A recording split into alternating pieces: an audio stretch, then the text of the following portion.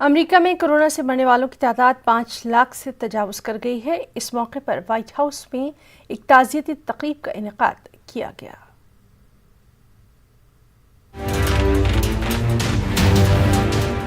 عالمی وبا کورونا سے امریکہ سب سے زیادہ متاثر ہوا ہے۔ امریکہ میں کورونا سے اب تک 5 لاکھ افراد کی موت ہو چکی ہے، جبکہ دنیا بھر میں اس وبا سے ہونے والی اموات کا 20% ہے۔ عالمی وبا سے لڑتے ہوئے جان دینے والوں کو خراج عقیدت پیش کرنے کے لیے وائٹ ہاؤس میں تعزیتی تقریب کا انعقاد کیا گیا۔ 2 منٹ کی خاموشی اختیار کی گئی اور اس موقع پر خطاب کرتے ہوئے صدر جو بائیڈن نے کورونا سے مل کر مقابلہ کرنے کی بات کہی۔ I receive a small card in my pocket that I carry with me in my schedule. It shows the number of Americans who have been infected by or died from COVID-19.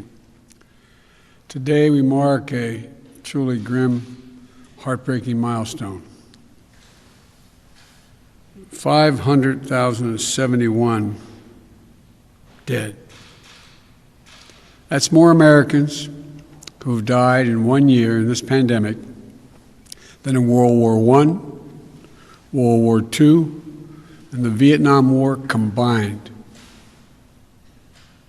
That's more lives lost to this virus than any other nation on earth.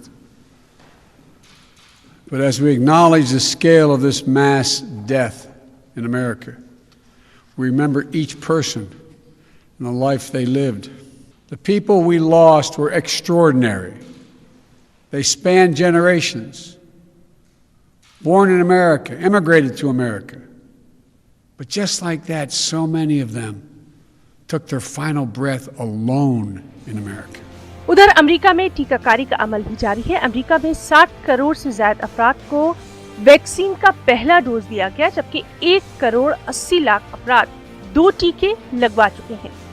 خیال رہے کہ صدر Biden نے اپنی حکومت کے پہلے 100 دنوں میں 10 کروڑ امریکیوں کو ویکسین لگانے کا ہدف مقرر کیا ہے، جبکہ روزانہ کی بنیاد پر 17 لاکھ افراد کو ویکسین لگائی جا رہی ہے۔ اس بیچ امریکہ کے صحت سے متعلق ادارے US centre for disease control کی جانب سے جاری کردہ اعداد و شمار کے مطابق 2020 کی پہلی ششماہی کے دوران امریکی شہریوں کی اوسط عمر 1 سال گھٹ گئی ہے۔